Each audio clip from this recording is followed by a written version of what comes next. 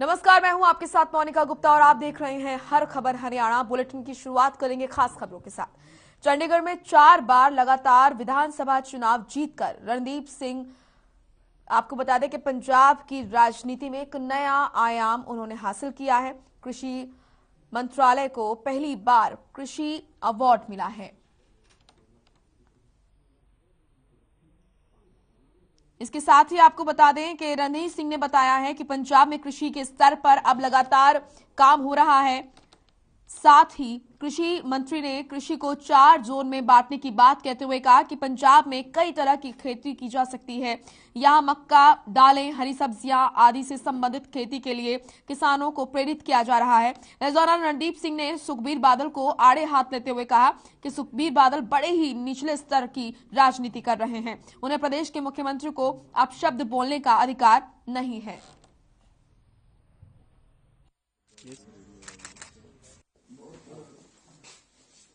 दर्शकों का बहुत बहुत स्वागत है।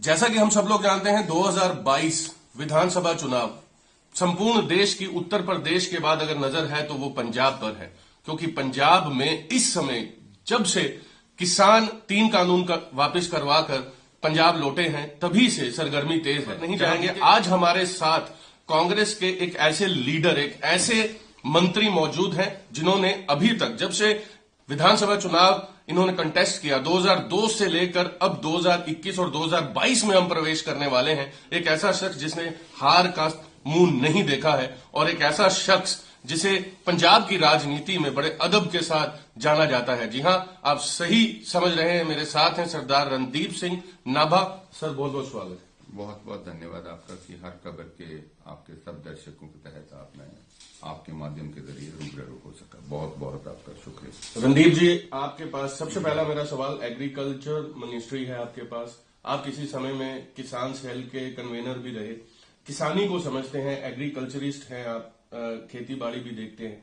और एक हमें अभी हाल ही में ये पता चला, बीते कल जैसे ही आपके पास ये मंत्रालय आया और कुछ ही क्षणों में एग्रीकल्चर डिपार्टमेंट को एक अवार्ड मिलता है, उसके बारे में हमारा दर्शक जानना चाहेंगे। देखो, हम ये भगवान की मैं शुक्रिया अदा करता हूं, क्योंकि ये जो हम पहली बार हमारे एग्रीकल्चर डिपार्टमेंट को स्टबल बर्निंग के लिए एनजीटी ने हमें गवर्नमेंट ऑफ इंडिया की तरफ से ये अवार्ड दिया गया है। और मैं अपने डिपार्टमेंट के सभी मौजूदा सचिवगण साहिबान को, जिनके सहयोग के तहत ये हमें अवार्ड मिला है, उनका कोट एंड कोट धन्यवाद करता हूं।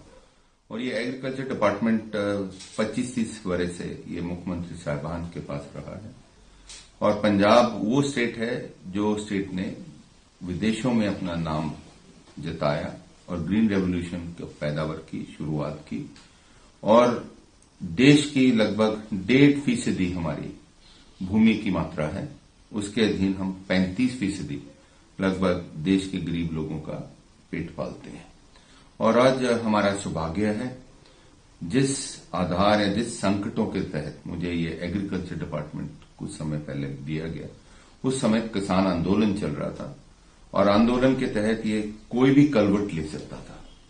और मेरी खुशकिस्मती है क्योंकि मैं किसान परिवार में जन्म लिया और उन परिवार जो परिवारों ने इस शहादत दी, विशेष तौर पर पंजाब के हमारे किसान, चाहे वो मासूम जिंदगी हम वापस नहीं ला सके, लेकिन पंजाब सरकार के एक नुमाइंदे के तहत और एग्रीकल्चर महकमे की नुमाइंदगी करते हुए अपनी खुशकिस्मती और सौभाग्य समझता हूं कि मैं उन पीड़ित परिवारों को राहत के लिए उनके परिवारों को नौकरी दे सका, ताकि कुछ न कुछ उनको राहत मिल सके।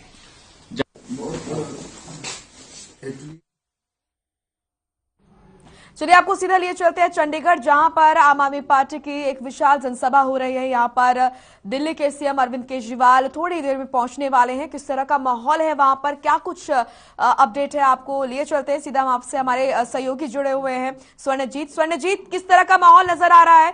कब ये जनसभा को संबोधित करेंगे अरविंद केजरीवाल? क्या वो पहुंच चुके हैं? क्या कुछ अपडेट?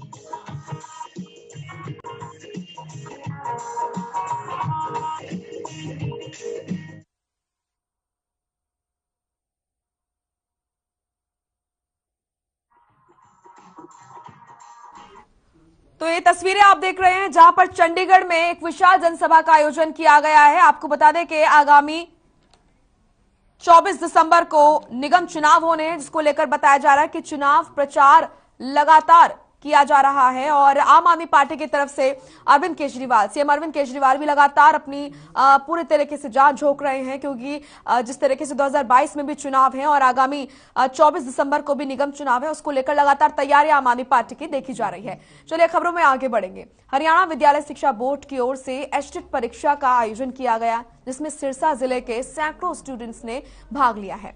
वहीं परीक्षा में करीब 10,000 परीक्षार्थी परीक्षा देंगे। और आपको बता दें कि जिले में 14 परीक्षा केंद्रों पर ये जो परीक्षा है उसका आयोजन किया गया है। सुरक्षा कड़ी यहां पर की गई है और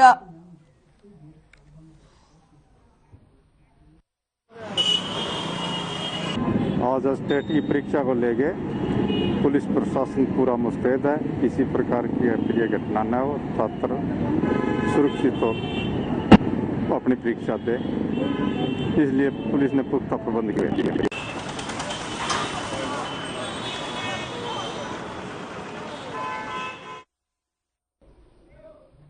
चलिए अब खबर भिवानी से है, जहां पर एचटेट लेवल 2 और 3 की परीक्षा हो रही है, जिसको लेकर बोर्ड चेयरमैन डॉक्टर जगमवीर सिंह और इसी के साथ सचिव कृष्ण कुमार ने बताया कि लेवल 1 और लेवल 2 की परीक्षा होगी। साथ ही आपको बता दें कि यहां पर सुरक्षा के इंतजाम किए गए हैं। वहीं इस दौरान कोरोना नियमों का भी पालन किया जा रहा है, इस पर खासा ध्यान दिया गया है।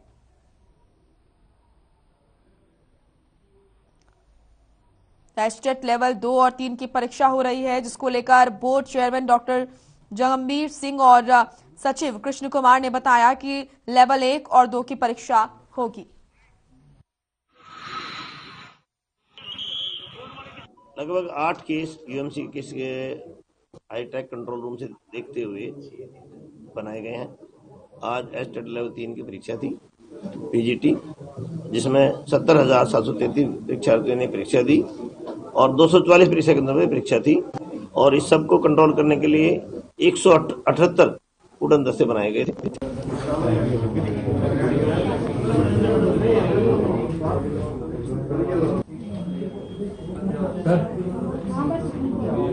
ठीक है।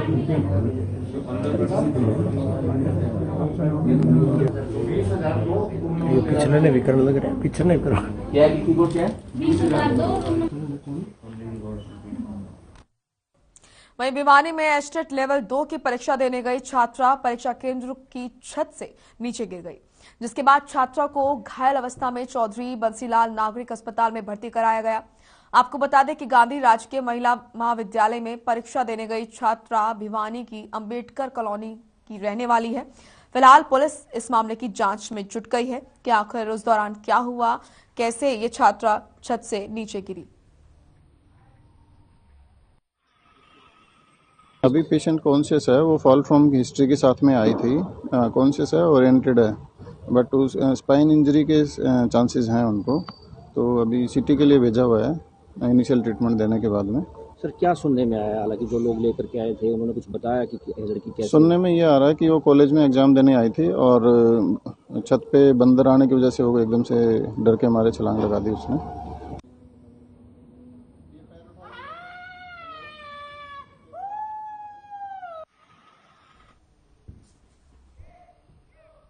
नलवा हल्के के गांव धमाड़ा से मुजातपुर की तरफ जाने वाला लिंक रोड लगभग 3 किलोमीटर का यहां पर आपको बता दें कि टुकड़ा ठेकेदार की ओर से बनाकर तैयार कर दिया गया था, लेकिन लगभग 10 दिन के बाद नया रोड टूट चुका है। रोड में जगह जगह गड्ढे हो गए हैं। ग्रामीणों में इसके प्रति काफी रोष है और अधिकारियों से मांग कर रहे हैं कि इस रोड की जांच कर दोबारा से यहां पर माल लगाकर तैयार इसको किया जाए। और तस्वीरों में भी आप देख सकते हैं किस तरीके से इस रोड की क्या दशा, बड़े बड़े गड्ढे यहां पर बन गए हैं और कोई भी बड़ा हादसा इस रोड पर हो सकता है।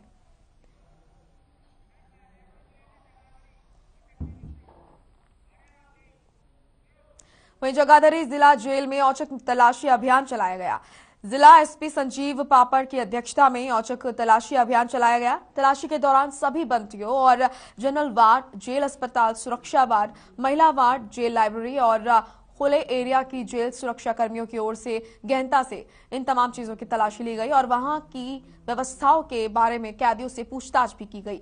जेल में तलाशी के दौरान कोई भी निषेध वस्तु बरामद नहीं हुई। तलाशी के समय एसपी जेल संजीव पापड़ ने वो वहां मौजूद रहे और उनके साथ डीएसपी जेल भूपेंद्र सिंह समेत करीब 50 जेल सुरक्षा कर्मी भी उपस्थित रहे।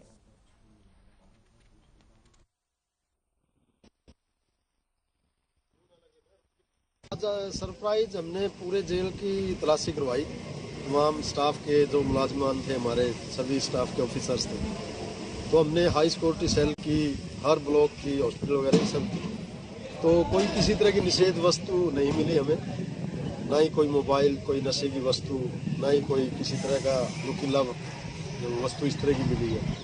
तो हमारा तलाशी अभियान ये था, सक्सेसफुल रहा। किसी तरह की कोई भी अप्रिय घटना ना हो, इस तरह की कोई वस्तु नहीं।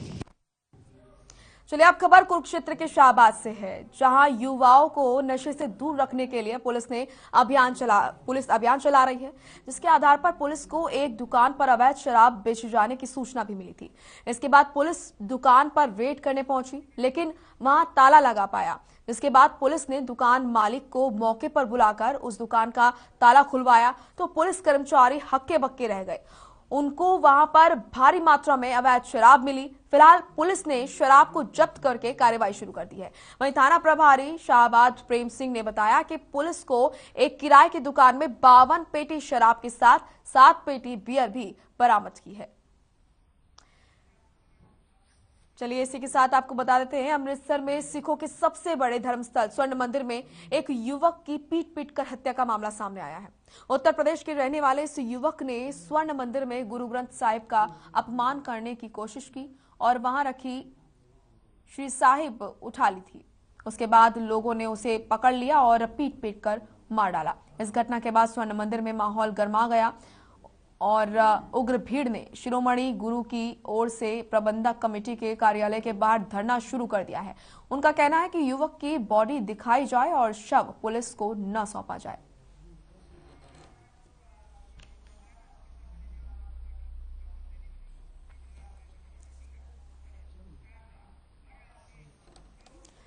चलिए चंडीगढ़ लिए चलते हैं आपको, जहां पर आम आदमी पार्टी की एक बड़ी जनसभा हो रही है और हमारे सहयोगी स्वर्णजीत वहां पर लगातार बने हुए हैं। स्वर्णजीत, क्या कुछ अपडेट है, कब सीएम अरविंद केजरीवाल वहां पर पहुंचेंगे? सबसे पहले मैं बता दूं कि इस समय आम आदमी पार्टी, मेरे पीछे आप देख रहे हैं, केजरीवाल अभी कुछ ही समय में यहां पहुंचने वाले हैं और अभी धीरे धीरे यहां पर लोग जो है इकट्ठा होना शुरू हो गया, जुटना शुरू हो गया, क्योंकि दो तरीके से केजरीवाल जो है आम आदमी पार्टी एक तीर से दो शिकार करना चाहती है, क्योंकि एक तरफ तो चंडीगढ़ के निकाय चुनाव है और दूसरी तरफ 2022 में पंजाब के विधानसभा चुनाव है। और यही कारण है, आप मेरे पीछे मंच देख सकते हैं, साफ तौर पर मंच पर लिखा है आप ये देख सकते हैं, एक मौका केजरीवाल लूं। और एक बार फिर पंजाबी का तंज कसते हुए कि मुझे एक बार आप मौका दें और मैं उसी तरह की राजनीति चंडीगढ़ में भी केजरीवाल उसी तरह की राजनीति करेंगे जो कि दिल्ली में राजनीति हो रही है। और साथ ही यहाँ जो लोकल निकाय चुनाव में प्रत्याशी हैं, उन सभी को यहाँ बुलाया गया है और एक एक करके सभी आना शुरू हो गए हैं। और खास तौर पर आम आदमी पार्टी ने ये मंच चंडीगढ़ में इसलिए सजाया है कि इन निकाय चुनाव में अगर केजरीवाल आम आदमी पार्टी मैक्सिमम सीट्स जो है पार्षद जीत करके अगर पहुंचते हैं तो आने वाले समय में इसका फायदा सीधे तौर पर पंजाब 2022 में भी हो सकता है। और यही कारण है कि कोई मौका चूकना नहीं चाहते केजरीवाल और खुद स्वयं आकर के निकाय चुनाव में यहाँ अपने पार्षदों के लिए वोट मांगने वाले हैं। और लगातार जनवरी और हमारे साथ आम आदमी पार्टी से प्रवक्ता है, प्रदेश प्रवक्ता है पंजाब के, उनसे भी हम बात करने का प्रयास करेंगे, क्योंकि काफी देर से हम इंतजार कर रहे थे, क्योंकि तैयारियों हम बैक स्टेज हैं और लगातार लोगों का आना जो है वो जारी है। पार्षद जो प्रत्याशी पार्षद है वो लगातार अपने समर्थकों के। आपका स्वर्णजीत तमाम महत्वपूर्ण जानकारी के लिए। चलिए आगे रुक करते हैं खबरों का। झज्जर के गांव माझरौली के पास एक निजी कंपनी में यहां पर राजमिस्त्री का काम करने वाले प्रवासी मजदूर की पीट कर हत्या कर दी गई। मृतक के परिजनों ने आरोप लगाया है कि राजमिस्त्री की कंपनी के मुंशी मुबारक ने लात घूंसे से बुरी तरह पीट कर हत्या की है। वारदात के बाद कंपनी में कार्यरत अन्य मजदूरों ने पुलिस को सूचित किया। पुलिस टीम ने मौके पर शव को कब्जे में लेकर पोस्टमार्टम के लिए भेज दिया है। मृतक की पहचान बलराम पुत्र लखन ऋषि निवासी महेंद्रपुरा पूर्णिया बिहार के तौर पर हुई है और शव का पोस्टमार्टम चिकित्सकों के बोर्ड की ओर से करवाया गया।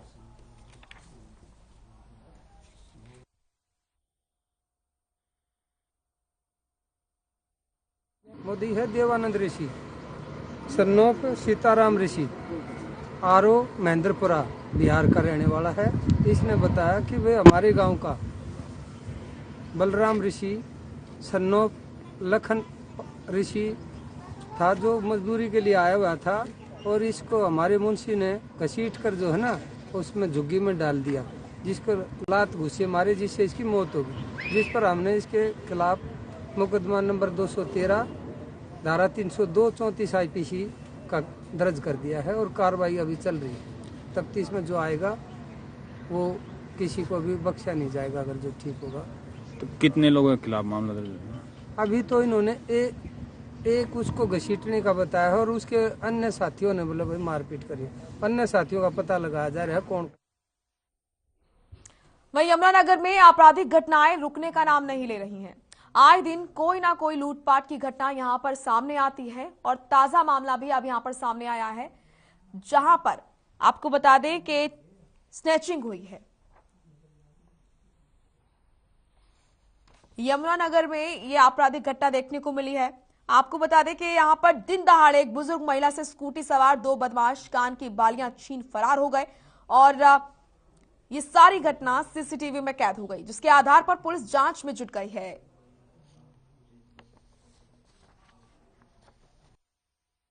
आप देखिए तस्वीरें भी कैमरे में कैद हुई है जब स्कूटी सवार बदमाशों ने कान की बालियां छीनी और वहां से फरार हो गए।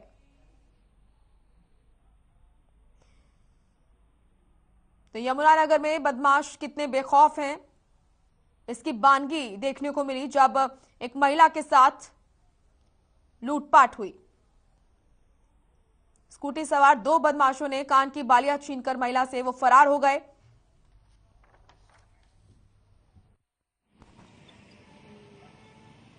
और मेरी बालियां छीन के ले गए, तो तुरंत हम मौके पे पहुंचे। हमने उनसे कंप्लेंट ली और वहां के आसपास के सीसीटीवी कैमरे देखे, उसमें 2 लड़के बालियां छीनते नजर आ रहे हैं। हमने उनकी फुटेज ले लिए और सभी को वायरल भेज रखी है। सभी अपने सीनियर स्टाफ वगैरह पर जल्दी ही गिरफ्तारी की जाएगी।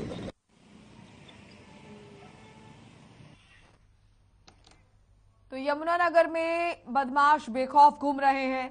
ताजा मामला ये सामने आया है जब स्कूटी सवार 2 बदमाशों ने महिला से कान की बालियां छीन ली और वहां से फरार हो गए। किसी भी प्रकार का कोई खौफ यहां पर बदमाशों में नजर नहीं आ रहा है। दिन दहाड़े ये घटना हुई है। तस्वीरें आप देखिए किस तरीके से बदमाश बेखौफ घूम रहे हैं और महिला के साथ ये लूटपाट हुई है। पहला मामला नहीं है ये, इससे पहले भी कई इस तरह के मामले सामने आ चुके हैं और इससे पता चलता है कि यमुनानगर में बदमाशों के हौसले कितने बुलंद हैं। ये ताजा मामला सामने आया है जहां पर ITI के पास मॉडर्न कॉलोनी में ये लूटपाट हुई है। दिन दहाड़े एक बुजुर्ग महिला से स्कूटी सवार 2 बदमाश कान की बालियां छीनकर फरार हो गए। ये सारी घटना सीसीटीवी कैमरे में कैद हो गई। अब इसके आधार पर पुलिस जांच में जुट गई है।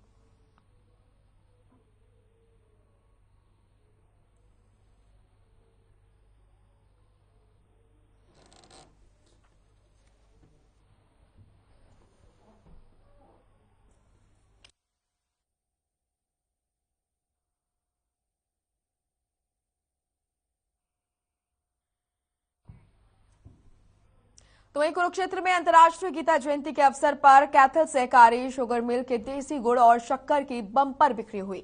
शुगर मिल MD ने यहाँ पर आपको बता दें कि निरीक्षण यहाँ पर किया है।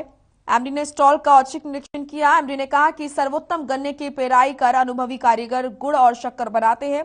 MD sugar mill Satyendra Siwach ने मीडिया से बातचीत में कहा कि गीता जयंती उत्सव पर कुरुक्षेत्र में ब्रह्म सरोवर पर यह स्टॉल लगाया गया है, जिसमें रसायन रहित देसी गुड़ और शक्कर की बिक्री की जा रही है।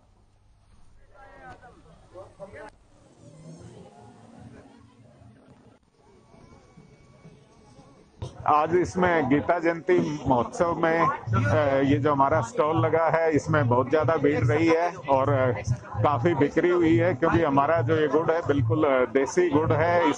इसमें नेचुरल तरीके से इसमें सुखलाई है, हम उसका प्रयोग करते हैं और जो अनुभवी कारीगरों द्वारा जो सर्वश्रेष्ठ गन्ना है उसकी पिराई करके इस गुड़ और शक्कर का निर्माण किया जा रहा है और इसकी लोगों के बहुत अच्छे फीडबैक आ रहे हैं। रिव्यू हमारा बहुत अच्छा है, बिक्री बहुत अच्छी हुई है।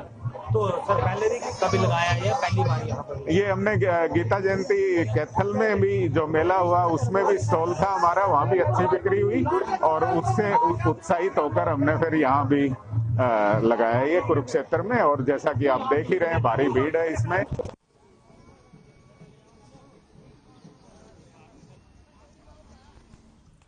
तो गुड़ और शक्कर की बम्पर बिक्री हुई है और यहाँ पर निरीक्षण भी किया गया, जहां पर स्टॉल भी लगाए गए और तस्वीरें भी हम आपको दिखा रहे हैं, कुरुक्षेत्र से तस्वीरें।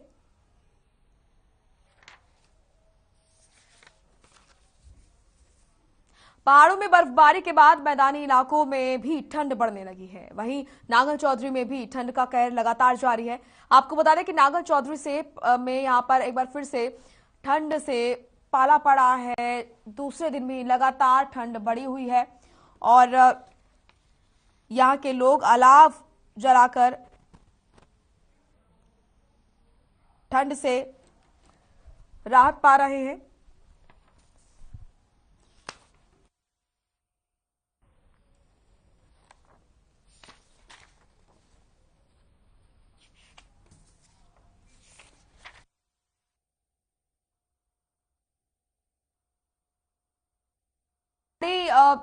राज्यों में लगातार ठंड का प्रकोप देखा जा रहा है। वहीं नांगल चौधरी की तस्वीर आप देख रहे हैं, मैदानी इलाकों में भी अब ठंड लगातार बढ़ रही है और ये तस्वीरें आप देखिए, ट्यूबवेल का ये पाइप है जहां पर बर्फ जम गई है। तो पहाड़ों में बर्फबारी के बाद मैदानी इलाकों में ठंड का कहर बढ़ रहा है। नांगल चौधरी में भी ठंड का कहर लगातार जारी है। नांगल चौधरी में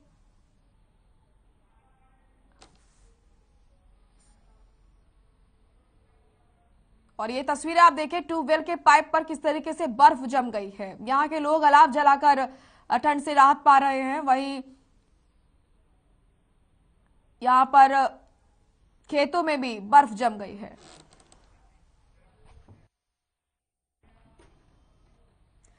चलिए इस बुलेटिन में इतना ही। आप देखते रहिए हर खबर हरियाणा। नमस्कार।